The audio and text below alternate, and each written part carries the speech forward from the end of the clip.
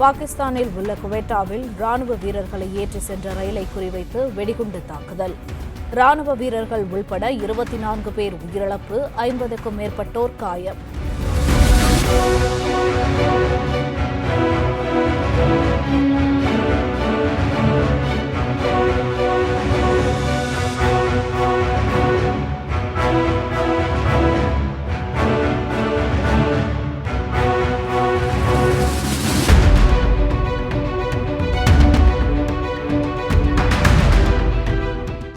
Play store மற்றும் app ஸ்டோரில் இருந்து பாலிமர் செயலியை QR கோடு மூலம் பதிவிறக்கம் செய்யுங்கள்.